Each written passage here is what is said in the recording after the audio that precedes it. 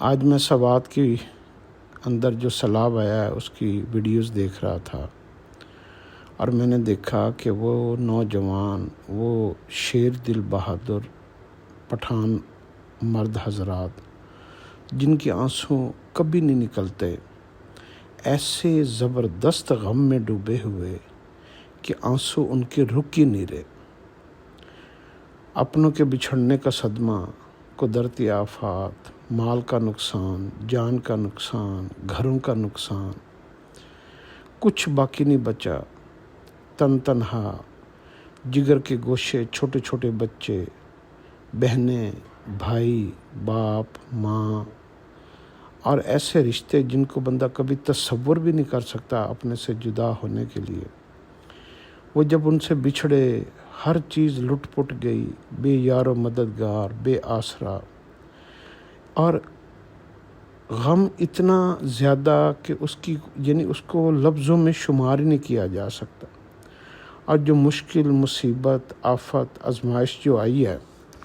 وہ اتنی آنن فانن آئی، کوئی پہلے سے کوئی پیش گوئی نہیں تھی، کسی نے محکمے نے بتایا نہیں تھا، کوئی ذہنی طور پر کوئی تیار نہیں تھا۔ سب ہنسی خوشی رات کو سوئے،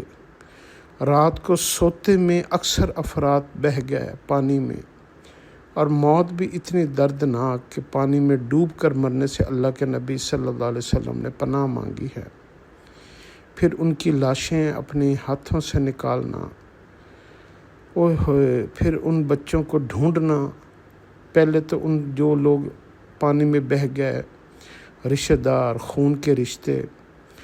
ان کو بندہ پانی کے حوالے بھی نہیں کر سکتا۔ سب کچھ تباہ ہونے کے بعد پھر ان کی جستجو، ان کی تلاش، ان کو ڈھونڈنا۔ کوئی کہیں سے ملا، کوئی کہیں دبا ہوا ملا، کہیں کوئی کسی کا پاؤں نظر آیا، کسی کا بازو نظر آیا، مٹی کے اوپر تودے گرے ہوئے، پتھر اوپر گرے ہوئے، اور ان ساری کیفیات میں وہ ان کے اندر بھوکے پیاسے، کھانے کو کچھ نہیں، پینے کو کچھ نہیں، اور ہمت جواب دے گئی، بازو شل ہو گئے۔ پہلے خود اپنی زندگی کی جنگ لڑ رہے تھے، ان پھر جو ہے نا جو اس میں فوت ہوئے ان کو ڈھونڈ کر نکالنا، اپنے ہاتھوں سے اٹھا کر لے جانا، پھر ان کے لیے اپنے ہاتھوں سے قبروں کو کھودنا، پھر اپنے ہاتھوں سے ان کو دفنانا، ان کو نہلانا۔ پانی نہیں ہے، کوئی مدد کرنے والا نہیں، کوئی راشن نہیں، کوئی حکومت کے اہلکار نہیں، کوئی پورے پاکستان سے کوئی بھی کمیونٹی وہاں پہ نہیں پہنچی، کسی کا حوصلہ نہیں پڑا کہ اس علاقے میں جا سکے، ان کی مدد کر سکے۔ حتیٰ کہ نوجوانوں کی ہمتیں جواب دے گئیں، جسم شل ہو گئے، ہاتھ بالکل جو ہے نا ان کے جو ہے نا کمزور ہو گئے کہ وہ ان لاشوں کو اٹھانے کے قابل ہی نہیں تھے۔ اتنی بڑی آزمائش، اتنی بڑی آزمائش، اتنی بڑی آزمائش،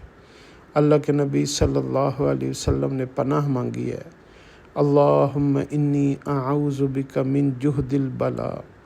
اے اللہ مجھے اپنی امان میں، اپنی پناہ میں، اپنی حفاظت میں رکھنا کہ تو میرے اوپر کوئی بھی مصیبت، آزمائش اور پریشانی اور غم اور ایسی بلا جس کو میں برداشت ہی نہ کر سکوں، جو میرے بس سے باہر ہو جائے، میں اس کو پورا ہی نہ آ سکوں۔ وَدَرَكِ الشِّقَاءِ وَسُوءِ الْقَضَاءِ، میں تقدیر کے ہاتھوں ہی ہار جاؤں، ہیں جی، اور وَشَمَاتَةِ الْأَعْدَاءِ، اور مخالف میرے اوپر ہنسیں۔ اللہ کے نبی صلی اللہ علیہ وسلم کی اب بصیرت دیکھیں، کس آفت سے، مصیبت سے پناہ مانگی ہے۔ ایک دعا میں نے پڑھی، اللہم انی اعوذ برضاک من سخطک، اے اللہ میں آپ کی پناہ میں آتا ہوں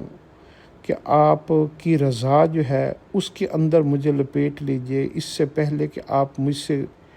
میری پکڑ فرما لیں۔ برضاک من سخطک، میری پکڑ جو اگر آپ میری پکڑ فرمانے لگیں تو میں آپ ہی کی رضا کے اندر پناہ میں آتا ہوں۔ تو ایسی پناہ کی دعائیں حدیث کے اندر کہ حد کوئی نہیں۔ تو آفات، بلیات، ہم کبھی کبھی ایسا محسوس ہوتا ہے کہ جیسے ہم کھیتوں میں ہم گھروں میں سو رہے ہوتے ہیں اور ہمارے لیے کھیتوں میں غلے پک رہے ہوتے ہیں، کسان بیج ڈال رہا ہوتا ہے، وہاں پہ فصلیں پک رہی ہوتی ہیں، کہیں پہ چاول، کہیں پہ گندم، کہیں پہ پھل، کہیں پہ غلے، کہیں پہ اناج۔ وہ ہمیں پتہ نہیں ہوتا کہ یہ ہمارے لیے ہے، لیکن وہ غیب کا ایک نظام چل رہا ہے، اور وہ جو ہے نا ساری چیزیں خیر کی، بھلائی کی پک رہی ہوتی ہیں۔ تو ہم نے کبھی اس کا دوسرا رخ کبھی سوچا ہی نہیں کہ ہم گناہوں میں مبتلا ہوتے ہیں، غلطیوں پہ غلطیاں کی جا رہے ہوتے ہیں، نافرمانیوں پہ نافرمانی کی جا رہے ہوتے ہیں، اور وہ ہم بیج ڈال رہے ہوتے ہیں، جیسے کسان فصلوں کے لیے بیج ڈالتا ہے، اور اس کے لیے جو ہے نا مصیبتیں، پریشانیاں، غم، تکلیفیں، ناگہانی آفات، آسمانی آفات، زمینی آفات، یہ ساری تیار ہو رہی ہوتی ہیں، پک رہی ہوتی ہیں۔ کہیں پہ کوئی دشمن مخالف طاق میں بیٹھا ہوتا ہے، کوئی پلاننگ چل رہی ہوتی ہے، کسی کے گھر ڈکیتی کی پلاننگ چل رہی ہے، کسی کو قتل کرنے کی پلاننگ چل رہی ہے، ہمیں پتہ ہی نہیں ہوتا۔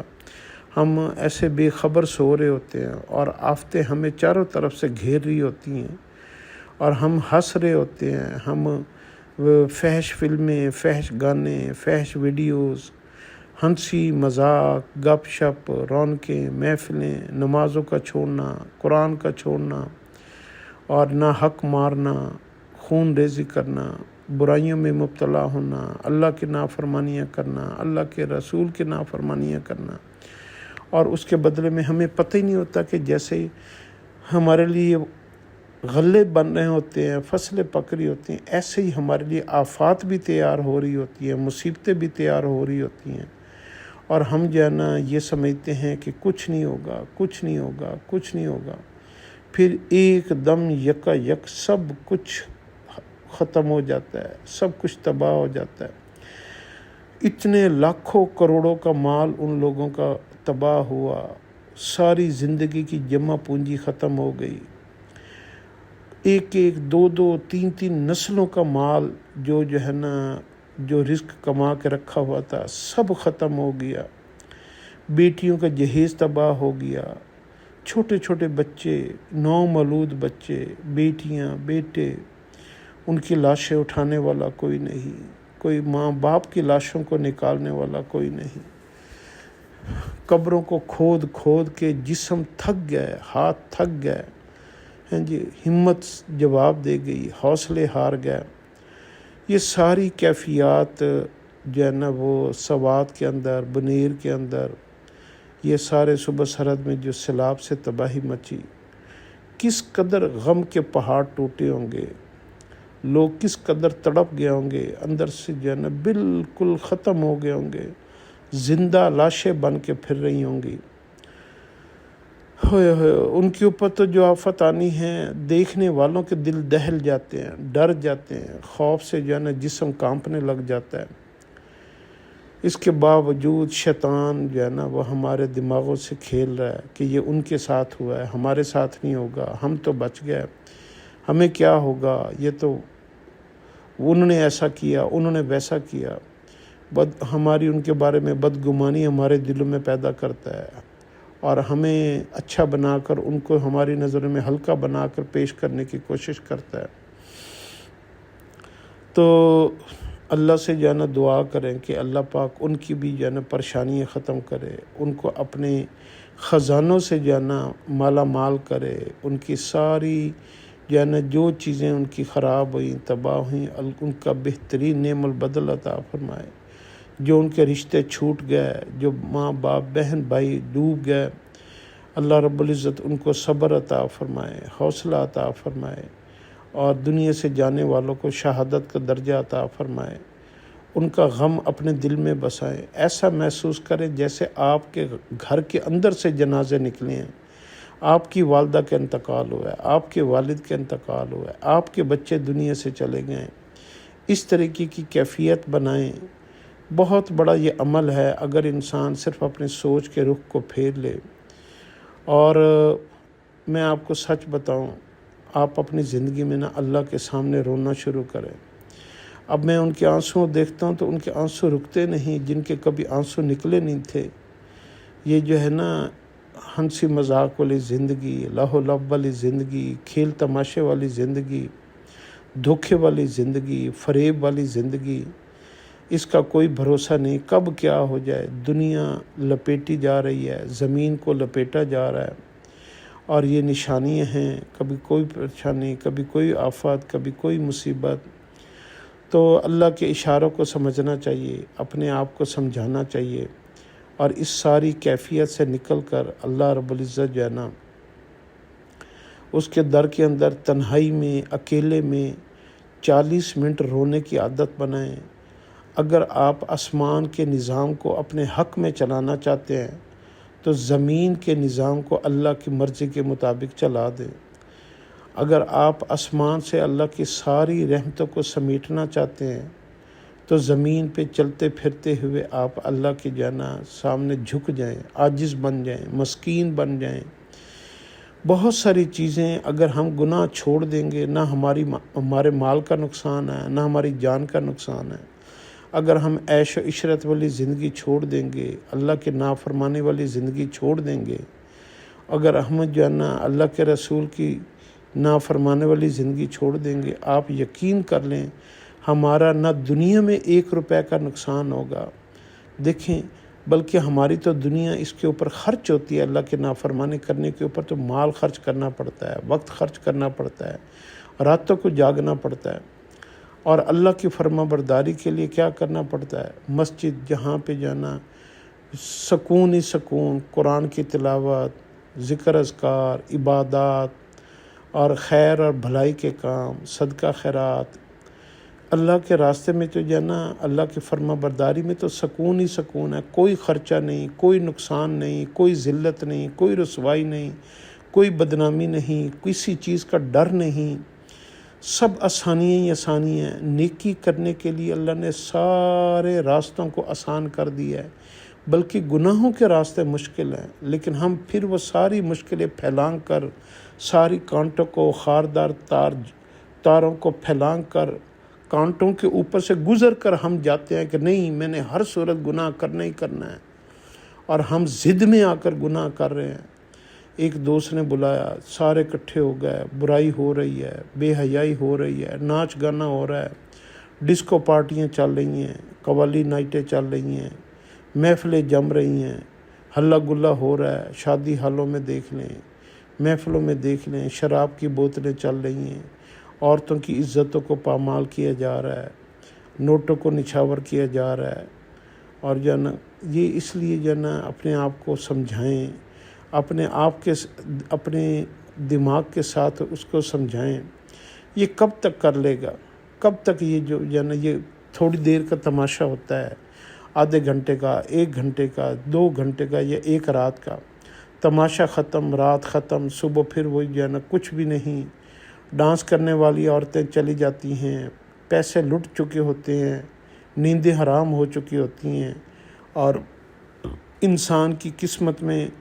وہ ساری آفات، مصیبتیں، بلائیں جو اس نے گناہوں کیے، ان گناہوں کی وجہ سے اس کی تقدیر کا حصہ بن جاتی ہیں، اور خود بھی ڈوبتا ہے، اپنے عزیز و اقارب کو بھی لے کے ڈوبتا ہے، اپنے رشتہ داروں کو بھی لے کے ڈوبتا ہے، اپنے گاؤں والوں کو بھی لے کے ڈوبتا ہے۔ کتنے لوگوں کی ہلاکت کا ذریعہ بنتا ہے اپنے گناہوں کی وجہ سے۔ تو اپنے آپ کو جو ہے نا اللہ کی طرف پیش کریں۔ یہ 50-60 سال کی زندگی میں 20 سال تو جو ہے نا بچپن کے گزر گئے، راتیں نکال کے باقی کو 15-20 سال بچتے ہیں۔ ان 15-20 سال کو سنبھالنا ہوتا ہے، تو اللہ سے دعا مانگے، یا اللہ ہمیں سمجھ عطا فرما، ہمیں شرح صدر عطا فرما، ہمارے دلوں کو دین اسلام کی طرف پھیر دے، یا اللہ ہمیں جانا سمجھداری عطا فرما، ہمیں اسلام کا شوق عطا فرما، ہمیں دین اسلام کے اوپر عمل کرنے کی توفیق عطا فرما، ہماری یا اللہ خواہشوں کو دین اسلام کے مطابق ہماری خواہشوں کو بنا دے۔ تو اللہ سے جانا یہ اس سہانے کے بعد آپ عبرت کی آنکھ لیں۔ ان فی ذالک لعبرۃ لأولی الابصار، ان سارے حالات کو، اس قسم کے واقعات کو، اس قسم کی مصیبتوں کو عبرت کی نظر سے آپ جب دیکھیں گے تو یوں سمجھیں گے جیسے آپ کے اوپر آئی ہیں، یا آپ کے اوپر کل آپ کے اوپر آنے والی ہیں اور ہونی ہیں۔ تو اس ساری جو ہے نا کیفیات میں سے گزر کے اللہ سے اپنے آپ کو جانا بخشش کروائیں۔